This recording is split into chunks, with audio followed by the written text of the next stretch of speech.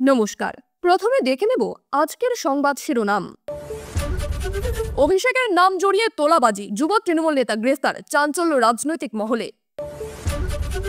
তপসিয়ায় ভয়াবহ আগুনে পুড়ল শতাধিক ঝুপড়ি, দমকলের 15 ইঞ্জিন, পুলিশের সঙ্গে উত্তেজনা চরমে। শিলিগুড়ি করিডর জঙ্গিদের টার্গেট, আনসারুল্লাহর ষড়যন্ত্র ফাঁস করল রাজ্য পুলিশ। সংবিধান প্রণেতার অপমান মানছি না, মমতার কড়া বার্তা, বিজেপির বিরুদ্ধে বাংলা জুড়ে প্রতিবাদ কর্মসূচি। তৃণমূলের ধারাবাহিক বহিষ্কার, একসঙ্গে 3 নেতার বিরুদ্ধে কঠোর পদক্ষেপ কেন? নিয়োগ দুর্নীতিতে ইডির তৎপরতা, সোমবারই চার্জ গঠনের সম্ভাবনা, চাপে প্রভাবশালী মহল। বড় পরিবর্তন, দমদম থেকে আর মেট্রো ছাড়বে না, নতুন টার্ন টেবিল কার্যকর বছর শেষে। চিকিৎসকদের ধর্নায় বাধা, জিনিসপত্র আনার অনুমতি দিল হাইকোর্ট, পরিস্থিতি জটিল। বাংলাদেশে ফের মন্দিরে হামলা, 7 প্রতিমা ভাঙচুর, চাঞ্চল্য ছড়ালো আন্তর্জাতিক মহলে। জমি দখল নিয়ে পুলিশের বিরুদ্ধে অভিযোগ, কাঠগড়ায় তৃণমূল, জনরোষে উত্তাল এলাকা। আজকের খবরগুলি অনেক গুরুত্বপূর্ণ, খবরগুলি সম্পূর্ণ শুনবেন। আসছে বিস্তারিত খবরে। তৃণমূলের সর্বভারতীয় সাধারণ সম্পাদক অভিষেক বন্দ্যোপাধ্যায়ের নাম করে তোলাবাজির অভিযোগ, সাসপেন্ডেড যুব তৃণমূল নেতাকে গ্রেফতার করল পোস্তা থানার পুলিশ। যেহেতু ওই যুব তৃণমূল নেতার নাম তরুণ তিওয়ারি, যুব তৃণমূল কংগ্রেসের সম্পাদক ছিলেন তিনি। এদিনই তাকে পদ থেকে সাসপেন্ড করা হয়। তরুণ তিওয়ারির সঙ্গে আরও 2 জনকে গ্রেফতার করেছে পুলিশ। হাওড়ার লিলুয়ার এক ব্যবসায়ীর কাছ থেকে তোলাবাজির অভিযোগ উঠেছে তরুণ তিওয়ারির বিরুদ্ধে। লিলুয়ার বাসিন্দা সচিন পালিত নামে ওই ব্যবসায়ীর মনোহর পুকুর রোডে একটি অফিস রয়েছে। বড়বাজার থানায় 4 বছর ধরে ব্যবসা সংক্রান্ত একটি মামলা চলছে তার। ব্যবসায় আইনত সমস্যা মিটিয়ে দেওয়ার আশ্বাস পেয়ে পোস্তার যুব তৃণমূল নেতা তরুণ তিওয়ারির সঙ্গে যোগাযোগ করেন সচিন পালিত। অভিযোগ, সচিনের কাছে 6 লক্ষ টাকা চান তরুণ তিওয়ারি। অভিযোগকারী সচিন পালিত বলেন, তরুণ তিওয়ারি আমাকে বলে যে অভিষেক বন্দ্যোপাধ্যায়ের সঙ্গে তার যোগাযোগ রয়েছে। অভিষেকের সঙ্গে তার ছবিও আমাকে দেখান, আমাকে 6 লক্ষ টাকা দিতে বলেন। গতকাল আমার মা তার সঙ্গে দেখা করতে গিয়েছিলেন, তার সঙ্গে খারাপ ব্যবহার করেন, বলেন টাকা দিলে মাকে ছাড়া হবে। রাতে টাকা নিয়ে যাই, 3 লক্ষ টাকা চেয়েছিলেন, 2.5 লক্ষ টাকা দিয়েছি। এরপরে পোস্তা থানায় অভিযোগ দায়ের করেন সচিন পালিত। এদিন এই নিয়ে হইচই শুরু হতেই তরুণ তিওয়ারির বিরুদ্ধে ব্যবস্থা নেয় যুব তৃণমূল কংগ্রেস। দল বিরোধী কাজের জন্য তাকে যুব তৃণমূল কংগ্রেসের সম্পাদকের পদ থেকে সরানোর কথা ঘোষণা করেন যুব তৃণমূল কংগ্রেসের সভানেত্রী সায়নী ঘোষ। তিনি জানান, তৃণমূলের কোনো সংগঠনের বৈঠকে থাকতে পারবেন না তরুণ তিওয়ারি। যুব তৃণমূল তাকে সাসপেন্ড করার পরে পোস্তা থানার পুলিশ তরুণ তিওয়ারিকে গ্রেফতার করে। তার বিরুদ্ধে ভারতীয় ন্যায় সংহিতার 127-এর 7, 308-এর 5, 351-এর 3, 79 এবং 3-এর 5 ধারায় অভিযোগ দায়ের হয়েছে। গ্রেফতার করা হয় রাহুল পুরোহিত এবং রাহুল সিং নামে আরও 2 জনকে।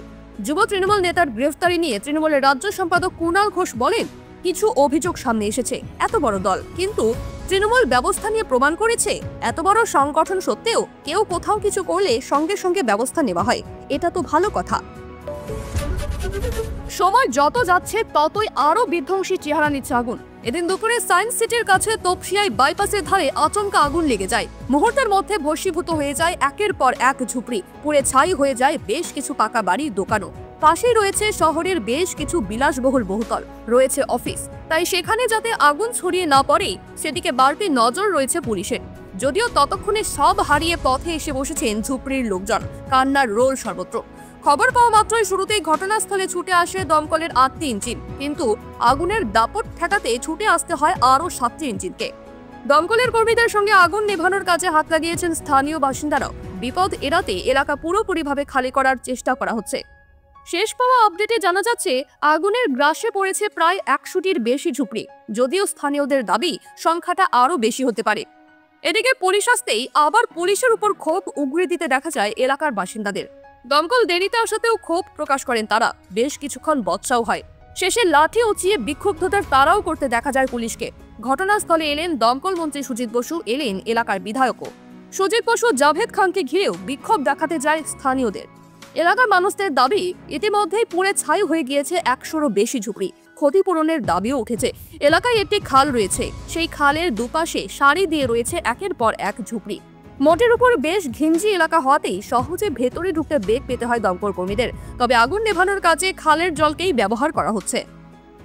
প্রিয় দর্শক, আপনি কোন জেলা থেকে আমাদের ভিডিওটি দেখছেন কমেন্ট করে জানাবেন। আজকের ভিডিওতে 500 লাইক ও 300 সাবস্ক্রাইবার টার্গেট করছি। যদি এখনো সাবস্ক্রাইব না করে থাকেন, দয়া করে এক্ষুনি সাবস্ক্রাইব করে নিন। এবং নিয়মিত আপডেট পেতে আমাদের চ্যানেলটি ফলো করুন। ফিরে আসছি পরবর্তী খবরে। দল বিরোধী কার্যকলাপ এবং শৃঙ্খলা ভঙ্গের অভিযোগে একাধিক নেতাকে একসঙ্গে বহিষ্কার করল তৃণমূল কংগ্রেস। বহিষ্কৃত নেতাদের মধ্যে রয়েছেন তৃণমূল অধ্যাপক সংগঠন ওয়েবকুপার সহ সভাপতি মণিশঙ্কর মণ্ডল। ওয়েবকুপার সহ সভাপতির পাশাপাশি কল্যাণী বিশ্ববিদ্যালয়ের এক্সিকিউটিভ কাউন্সিল মেম্বার ছিল মণিশঙ্কর। তাকে সেই পদ থেকেও সরানো হয়েছে। সূত্রের খবর, সেখান থেকেও তাকে সরানো হয়েছে। এছাড়াও তৃণমূলের মাধ্যমিক শিক্ষক সংগঠনের কার্যকরী সভাপতি প্রীতম হালদারকেও বহিষ্কার করা হয়েছে। এছাড়াও যুব তৃণমূলের সম্পাদক পদে থাকা আরেক নেতা তরুণ তিওয়ারিকেও বহিষ্কার করছে তৃণমূল কংগ্রেস। যুব তৃণমূলের এই নেতার বিরুদ্ধে গতকালই পোস্তা থানায় অভিষেক বন্দ্যোপাধ্যায়ের নাম করে তোলাবাজির অভিযোগ দায়ের হয়। এক ব্যবসায়ী তরুণ তিওয়ারির বিরুদ্ধে এই অভিযোগ দায়ের করেন। এরপরই ওই যুব নেতার বিরুদ্ধেও ব্যবস্থা নেয় তৃণমূল। যুব তৃণমূলের সভানেত্রী এবং সাংসদ সায়নী বন্দ্যোপাধ্যায় চিঠি দিয়ে তরুণ তিওয়ারিকে বহিষ্কারের কথা জানিয়েছেন। তৃণমূল বহিষ্কার করার পাশাপাশি অভিযুক্ত ওই নেতাকে গ্রেফতার করেছে পোস্তা থানার পুলিশও। অন্যদিকে শিক্ষক সংগঠনের দুই নেতা মণিশঙ্কর এবং প্রীতমের বিরুদ্ধেও বিভিন্ন ধরনের দল বিরোধী কাজের অভিযোগ জমা পড়েছিল তৃণমূল নেতৃত্বের কাছে। তারপরই এই দুই নেতাকেও বহিষ্কারের কথা জানিয়েছেন দলের শিক্ষা সংগঠনের সভাপতি ব্রাত্য বসু। রাজ্যসভায় মঙ্গলবার স্বরাষ্ট্রমন্ত্রী অমিত শাহের ডক্টর বি.আর. আম্বেদকরকে নিয়ে মন্তব্যের জেরে উত্তাল হয় সংসদ। সংবিধান প্রণেতা প্রসঙ্গে স্বরাষ্ট্রমন্ত্রীর মন্তব্যের বিরুদ্ধে গর্জে উঠেছেন বিরোধীরা। এবার এই প্রসঙ্গে মুখ খুললেন পশ্চিমবঙ্গের মুখ্যমন্ত্রী তথা তৃণমূল নেত্রী মমতা বন্দ্যোপাধ্যায়। আগামী 23শে ডিসেম্বর বেলা 2টো থেকে 3টে পর্যন্ত প্রতিটি পশ্চিমবঙ্গের এবং কলকাতার প্রতিটি ওয়ার্ডে এই ঘটনার প্রতিবাদে কর্মসূচির ঘোষণা করেছেন মমতা বন্দ্যোপাধ্যায়। শুক্রবার সমাজ মাধ্যমে একটি পোস্টে বিজেপিকে কড়া ভাষায় আক্রমণ করেন মমতা। নিজের এক্স হ্যান্ডেলে পোস্ট করে বিজেপিকে জাতি বিদ্বেষী বলে কটাক্ষ করেন তিনি। এই পোস্টে তিনি লেখেন, বিজেপি ধাপে ধাপে আমাদের সংবিধানের মূল্যবোধগুলিকে ধ্বংস করছে। ভারতের গণতান্ত্রিক পরিকাঠামোকে ধীরে ধীরে শেষ করে দিচ্ছে এই দল। ভারতের সংবিধান প্রণেতার সম্বন্ধে এই ন্যাক্কারজনক মন্তব্যকে ধিক্কার জানাই। এরপরে তিনি আরও লেখেন, বাবা সাহেব ভারতের স্বাধীনতা, গণতন্ত্র, প্রজাতন্ত্র এবং সাম্যের কথা বলতেন, যেখানে প্রতিটি শ্রেণী, জাতপাত এবং সম্প্রদায় সুখে শান্তিতে বসবাস করবেন। কিন্তু বিজেপি এই ভাবনাতেই আঘাত হানতে চায়। আমরা তাই এই ঘটনার প্রতিবাদে আগামী 23শে ডিসেম্বর এই ঘটনার প্রতিবাদে দুপুর 2টো থেকে 3টে পর্যন্ত বাংলার প্রতিটি ওয়ার্ডে প্রতিবাদ কর্মসূচির আয়োজন করেছি। সংবিধান রক্ষার্থে সাধারণ মানুষকে এগিয়ে আসার আবেদন জানান তৃণমূল নেত্রী। তিনি লেখেন, আমি সাধারণ মানুষের কাছে আবেদন করছি, বাবা সাহেবের ঐতিহ্য এবং আমাদের সংবিধানের শক্তিকে ধরে রাখতে বিজেপির অপশক্তির বিরুদ্ধে লড়তে হবে। এবার আর কোনো মেট্রো দমদম থেকে ছাড়বে না, সব মেট্রোই ছাড়বে দক্ষিণেশ্বর থেকে। বিবৃতি জারি করে জানিয়ে দেওয়া হলো কলকাতা মেট্রোর তরফে। তবে দুটি প্রান্তিক স্টেশন থেকেই মেট্রো চলাচলের ব্যবধান 6 মিনিট থেকে বাড়িয়ে 7 মিনিট করা হয়েছে। অর্থাৎ যা আগে মিলত 6 মিনিট অন্তর, তা এখন থেকে মিলবে 7 মিনিট অন্তর। কলকাতা মেট্রোর তরফে বলছে, আপাতত কবি সুভাষ এবং দক্ষিণেশ্বরকে প্রান্তিক স্টেশন হিসেবে বিবেচনা করা হচ্ছে। সেই হিসেবেই মিলবে পরিষেবা। একই সঙ্গে নোয়াপাড়া থেকে কবি সুভাষ পর্যন্ত নয়া মেট্রো পরিষেবা শুরু হতে চলেছে। তৈরি হচ্ছে নতুন টাইম টেবিলও। সকাল 6:50 নোয়াপাড়া থেকে ছাড়বে প্রথম মেট্রো। অন্যদিকে দক্ষিণেশ্বর থেকে কবি সুভাষ পর্যন্ত যে মেট্রো সকাল 7টায় ছাড়ত, সে মেট্রো এবার সকাল 6:55 ছাড়বে। ঠিক হয়েছে, নোয়াপাড়া থেকে আরও একটি মেট্রো দক্ষিণেশ্বর আসবে সকাল 9টা নাগাদ। এই পরিষেবা আগে ছিল না। পাশাপাশি দক্ষিণেশ্বর থেকে কবি সুভাষ যে শেষ মেট্রো রাত 9:28 ছাড়ত, সেটির সময় বাড়ানো হয়েছে। এবার থেকে 9:33 দক্ষিণেশ্বর থেকে শেষ মেট্রো ছাড়বে। আগামী 29শে ডিসেম্বর থেকে এই নয়া সময়সূচি কার্যকর হতে চলেছে। তবে স্পেশাল মেট্রোগুলির সূচিতে এখনই কোনো বদল নেই। নিয়োগ দুর্নীতি মামলায় প্রায় 2 বছর ধরে তদন্ত করছে কেন্দ্রীয় তদন্তকারী সংস্থা এনফোর্সমেন্ট ডিরেক্টরেট। এবার সেই মামলার জাল গোটাতে মরিয়া আধিকারিকরা। ইডি সূত্রে খবর, নিয়োগ দুর্নীতি মামলায় সোমবারই হতে পারে চার্জ গঠন। সোমবার সকালে পার্থ চট্টোপাধ্যায়ের জামাই কল্যাণময় ভট্টাচার্য, সুজয় কৃষ্ণ ভদ্র এবং এক শিল্পপতিকে বিচার ভবনে ইডির বিশেষ আদালতে হাজিরা দেওয়ার নির্দেশ দিয়েছেন বিচারক। নির্ভর করছে 3 জনের হাজিরার উপর। তারা কেউ যদি হাজির না থাকেন, তাহলে সোমবার চার্জ গঠন হবে না। ইডি সূত্রে খবর, পার্থ চট্টোপাধ্যায়ের জামাই কল্যাণময় ভট্টাচার্য এই মুহূর্তে বিদেশে রয়েছেন। শনিবারের মধ্যে তিনি দেশে ফিরছেন বলে জানিয়েছেন তার আইনজীবী। যে শিল্পপতির বিরুদ্ধে মামলা চলছে, তার আইনজীবীকেও নির্দেশ দেওয়া হয়েছে যেন সোমবারের মধ্যে তাকে সশরীরে হাজিরা দিতে হবে।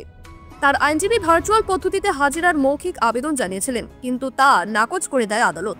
অন্যদিকে কালীঘাটের কাকু সুজয় কৃষ্ণ ভদ্রকেও সশরীরে হাজির হতে হবে আদালতে। তিনি অসুস্থতার কারণে বারবার আদালতে হাজিরা এড়ালেও বিচারকের স্পষ্ট নির্দেশ ছিল, যত অসুস্থই হন তাকে আদালতে হাজির হতেই হবে।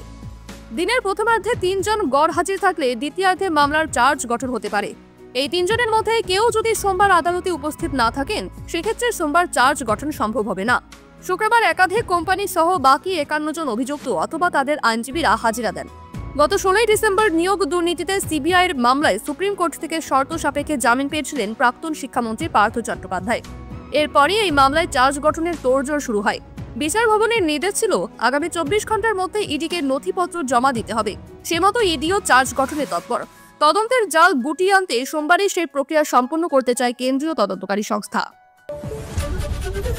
ধর্মতলায় চিকিৎসকদের ধর্ণা অবস্থানের স্থান ঘিরে ফের জটিলতা। আপাতত এই চিকিৎসকদের ধর্ণার জন্য জিনিসপত্র আনার অনুমতি দিল কলকাতা হাইকোর্ট। মামলার পরবর্তী শুনানির পরে কর্মসূচির স্থান চূড়ান্ত করা হবে। বিচারপতি তীর্থঙ্কর ঘোষ বলেন, ধর্ণা করতে বলেছি, তারপরেও কেন চিকিৎসকদের কর্মসূচির কাজ শুরু করতে দিচ্ছে না পুলিশ? রাজ্য সওয়ালে জানায় 24 এবং 25 ডিসেম্বর বাদ রেখে কর্মসূচি করা হোক। এটা রাজনৈতিক কর্মসূচি নয়।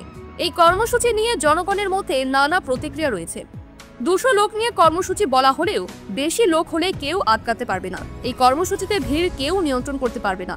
না হলে ওয়াই চ্যানেলে কর্মসূচি করা হোক, সেখানে 1000 লোকের জমায়েত হতে পারে।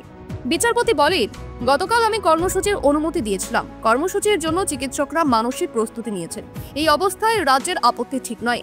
অন্যদিকে গতকাল আরজিকর কাণ্ডের নিহত মহিলা চিকিৎসকের বাবা-মা সরাসরি তদন্তকারী কেন্দ্রীয় সংস্থার বিরুদ্ধে প্রমাণ লোপাটের অভিযোগ করলেন।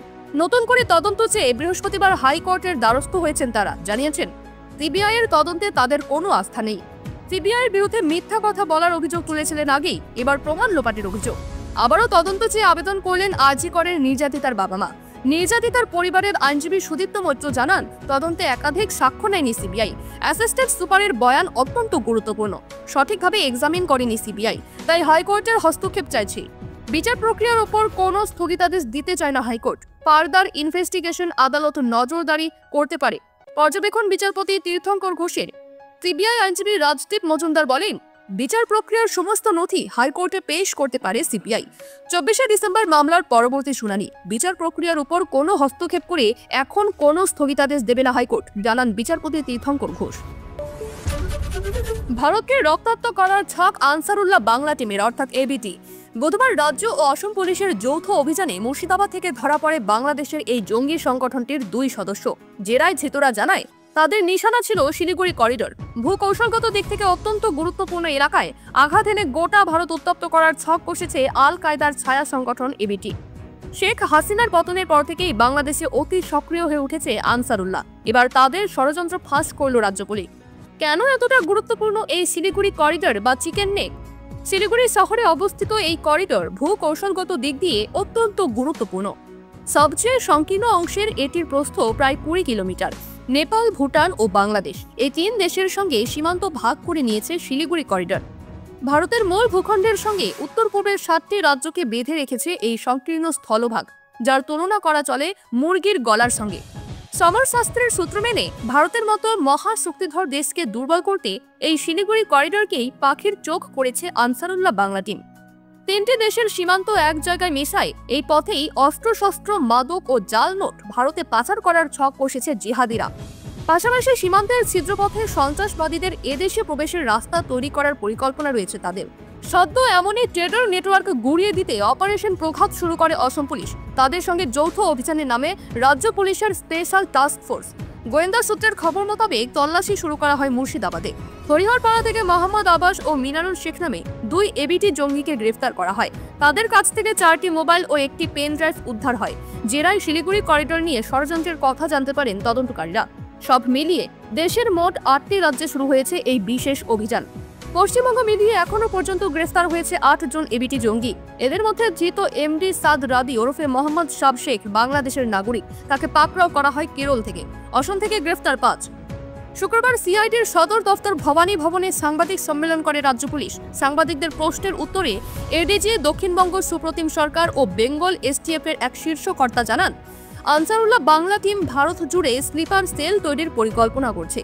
তরুণ প্রজন্মের মগজ ধোলাই করে জিহাদের বিষ ছড়িয়ে দেওয়ার চেষ্টা করছে জঙ্গিরা। শিলিগুড়ি করিডোর তাদের নিশানায়। গত 17 ও 18 ডিসেম্বরের অভিযানে অসম এসটিএফ কেরল থেকে এমডি সাদ রাদি ওরফে মোহাম্মদ শাব শেখকে গ্রেফতার করে। সে বাংলাদেশের নাগরিক। আনসারুল্লাহ বাংলা টিমের সদস্য ইসরাকের নেতৃত্বে রাদিকে পশ্চিমবঙ্গ, অসম, কেরলে মডিউল তৈরির জন্য পাঠানো হয়েছিল।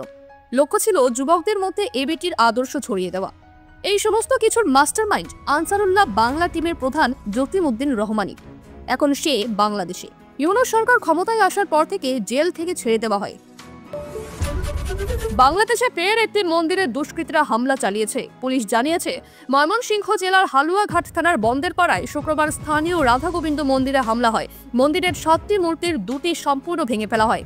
2টি মূর্তির মাথা আংশিক ক্ষতিগ্রস্ত হয়েছে। 3টির প্রতিমার আংশিক ভেঙে ফেলা হয় বলে জানানো হয় পুলিশ সদরের রিপোর্টে। শুক্রবারে লোকসভায় কেন্দ্রীয় সরকারের তরফে জানানো হয়, চলতি বছরে বাংলাদেশের সংখ্যালঘুদের উপর হামলার 2200-রও বেশি হামলার ঘটনায় মামলা হয়েছে। স্বরাষ্ট্র মন্ত্রক জানিয়েছে, প্রকৃত সংখ্যা অনেক বেশি। ময়মনসিংহ জেলার ঘটনায় থানার ওসি এবং উপজেলা পুলিশ আধিকারিক ঘটনাস্থলে গিয়েছেন। মামলা দায়ের প্রক্রিয়াধীন বলে জানিয়েছে পুলিশ। তবে হামলাকারীদের পরিচয় নিয়ে পুলিশের রিপোর্টে কিছু বলা হয়নি। 2 সপ্তাহ আগে ভারতের বিদেশ সচিব বিক্রম মিশ্রি ঢাকা সফরে গিয়ে বাংলাদেশে সংখ্যালঘু, বিশেষ করে হিন্দুদের উপর নির্যাতনের ঘটনা নিয়ে ভারত সরকারের উদ্বেগের কথা জানিয়ে আসেন। তারপর বাংলাদেশ সরকার কিছু পদক্ষেপ করেছিল। হামলার ঘটনাও বন্ধ হয়েছিল। ফের হামলা হলো একটি হিন্দু মন্দিরে। এবার পুলিশের জমি দখল। কাজকড়ায় তৃণমূল কর্মী। দখলমুক্ত করতে গেলে তৃণমূলেরই 2 গোষ্ঠীর মধ্যে সংঘর্ষ। ঘটনাকে ঘিরে উত্তেজনা মালদহের হরিশ্চন্দ্রপুর থানা এলাকায়। গ্রেফতার তৃণমূল কর্মী জমি মাফিয়া, গ্রেফতার তার ভাইও। স্থানীয় সূত্রে জানা গিয়েছে, মালদহের হরিশ্চন্দ্রপুর থানা এলাকার মহেন্দ্রপুরের বাসিন্দা মহিলা পুলিশ কর্মী কনক সরকার। তিনি হোমগার্ড পদে কর্মরত। দীর্ঘদিন ধরেই তার স্বামীর মৃত্যু হয়েছে। পুলিশ কর্মী কনকেরই 54 শতক জমি দখলের চেষ্টা করে বলে অভিযোগ এলাকার জমি মাফিয়া মনীষ স্বর্ণকারের বিরুদ্ধে। অভিযোগ, মনীষ ও তার ভাই নীতিশ স্বর্ণকার দুজনে এবং তার দলবল হামলা চালায়। শুক্রবার কনক তার নিজের জমি বিক্রি করতে চেয়ে এক পক্ষকে জায়গা দেখাতে এসেছিলেন। তখনই হামলা চলে বলে অভিযোগ। তখন বাধা দেয় তৃণমূলেরই অপর পক্ষ। সংঘর্ষে 5-6 জন গুরুতর আহত হয়েছেন বলে জানা গিয়েছে। তাদেরকে হাসপাতালে ভর্তি করা হয়েছে। খবর পেয়ে ঘটনাস্থলে পৌঁছায় হরিশ্চন্দ্রপুর থানার পুলিশ। মূল অভিযুক্ত 2 ভাইকে গ্রেফতার করা হয়েছে। বাকিরা পলাতক। তাদের খোঁজে তল্লাশি চলছে। তবে এই ঘটনায় তৃণমূলের তরফ থেকে কোনো প্রতিক্রিয়া পাওয়া যায়নি। খবর শেষ হলো।